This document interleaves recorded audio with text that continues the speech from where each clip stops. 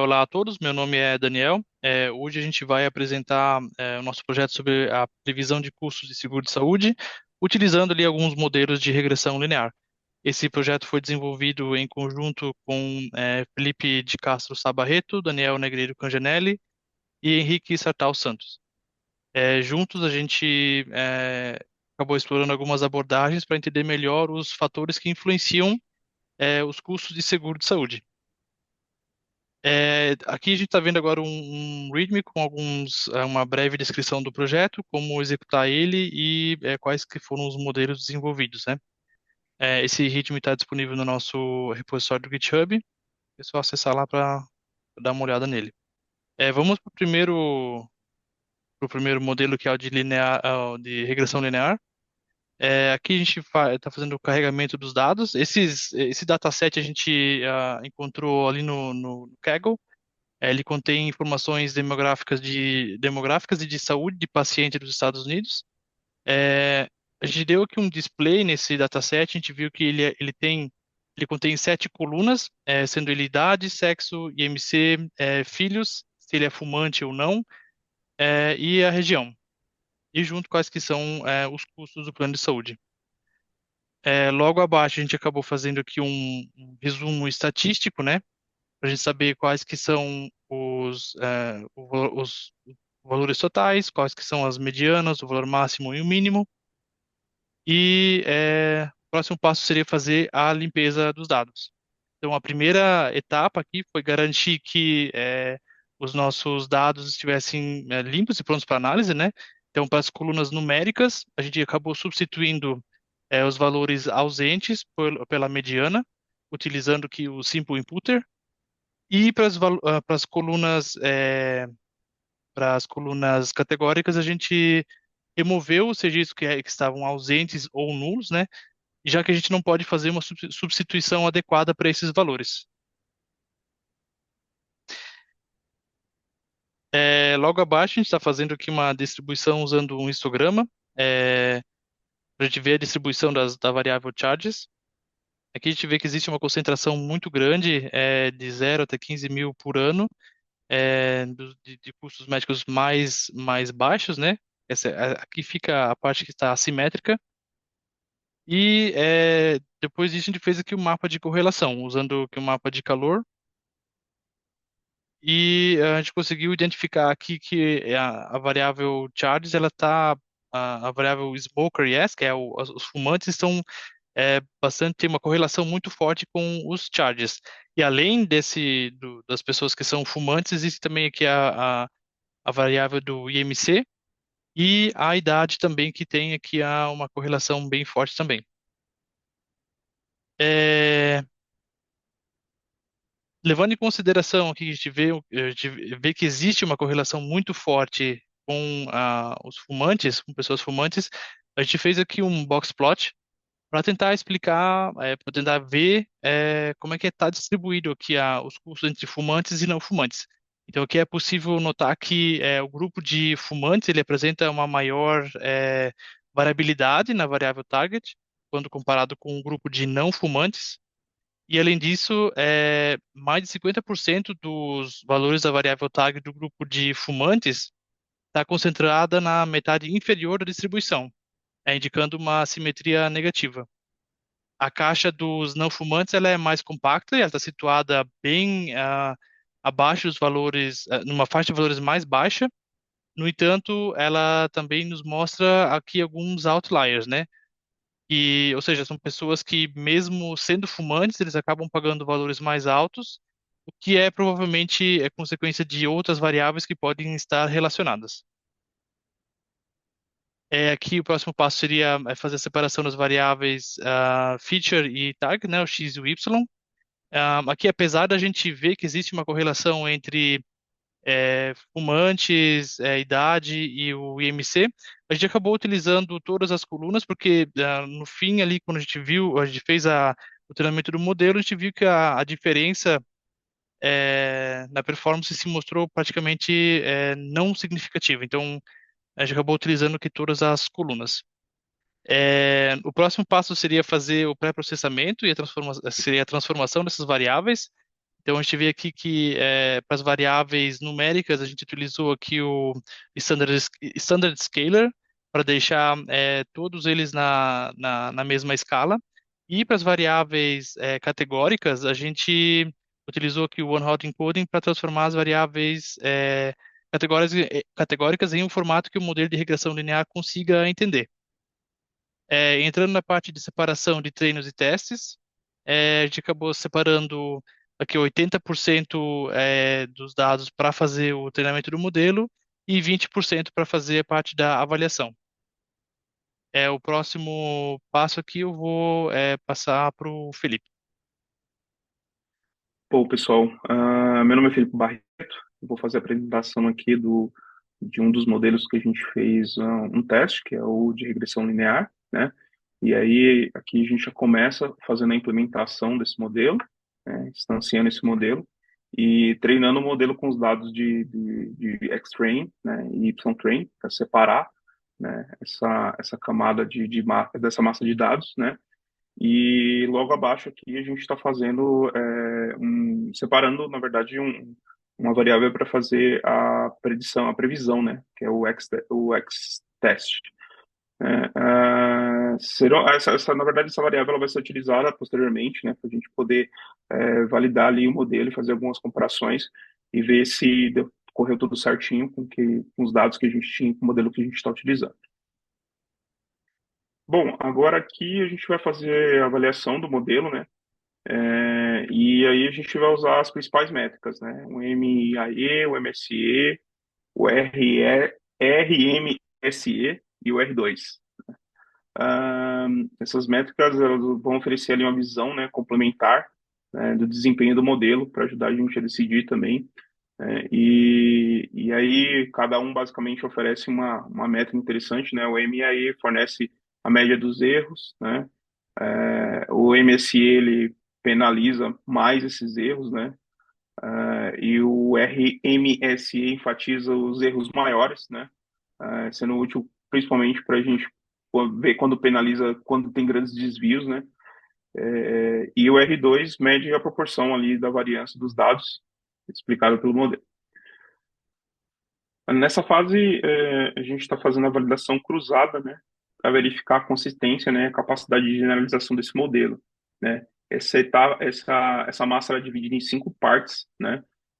Cada uma tem uma, uma quantidade de dados ali sortidos, né, diferentes, para que quando a gente rode o modelo, né, e ele vai ter várias subdivisões de dados, né, e os valores de R2 para cada rodada são analisados, né, junto com a média do desvio padrão. Isso permite uma avaliação melhor, né, do modelo e indica ali se ele é confiável e estável, né, com base no desvio padrão, né, um desvio padrão baixo, ele indica que ele pode sugerir que o modelo tem uma boa generalização e um desvio padrão alto pode indicar que esse modelo pode ser instável ou tem algum sinal de overfitting. E nessa fase aqui, né, na última fase aqui desse modelo, a gente está basicamente plotando aqui, né, e gerando um gráfico de dispersão para visualizar as previsões ali do Y-pred e os valores reais do Y-test, né. E aqui a gente tem uma conclusão, né, basicamente da análise desses dados, nesse gráfico, que a gente até pontuou aqui embaixo, né. Então, esse modelo de regressão linear ele apresenta uma boa capacidade de prever custos médicos, mas de valores baixos e médios, né?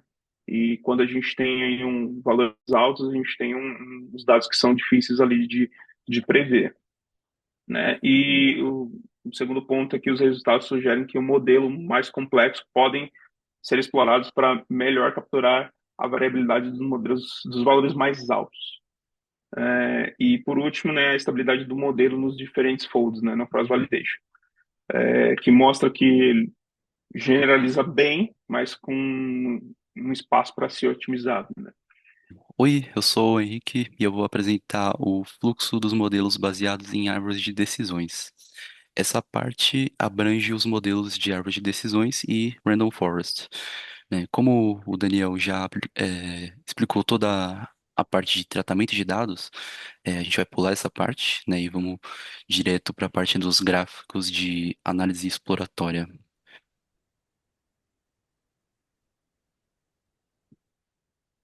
Aí, isso. Boa. Utilizando a biblioteca Matplotlib, né, o histograma é gerado e é disposta a análise exploratória do modelo e a distribuição dos custos pela frequência em que eles se aplicam, identificando um valor próximo de quantos indivíduos têm gastos maiores e menores, certo? Né? O gráfico de baixo é o mapa de calor, também gerado com a biblioteca Matplotlib, né? Identificamos a correlação entre as informações trazidas do banco de dados, né? E entendemos quais são os atributos mais relevantes. Partindo para a próxima etapa, temos o treinamento do modelo, né? O treinamento do modelo é dividido em duas etapas. O processamento dos dados, pode ir para cima mesmo?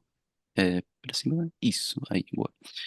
O processamento dos dados, né? Nessa etapa, todos os dados são transformados em é, formatos adequados para o treinamento. Sendo assim, variáveis categóricas se tornam valores float, né, no caso 1.0 para true e 0.0 para false, e as variáveis numéricas se tornam valores comuns com a função standard scholar, certo? Né, na próxima etapa, nós temos o treinamento dos dados com a função train test split da biblioteca sklearn. A base de dados adaptada é dividida em dois subconjuntos, um de treino, composto por 80% dos dados, e um de teste, composto por 20% dos dados. Essa divisão tem como objetivo principal avaliar a performance do modelo em ambos os casos. Certo? Indo para a próxima etapa, nós temos um modelo de regressão de árvore de decisão, né? Um modelo de regressão de árvore de decisão consiste em uma sequência de perguntas, né, onde cada nó da árvore representa uma pergunta e cada ponta representa uma possível resposta, né? E o último ponto de cada ramo é uma decisão final, né? O modelo utilizado tem a profundidade máxima de 5 camadas, né? E foi realizado com a função Decision Tree Regressor.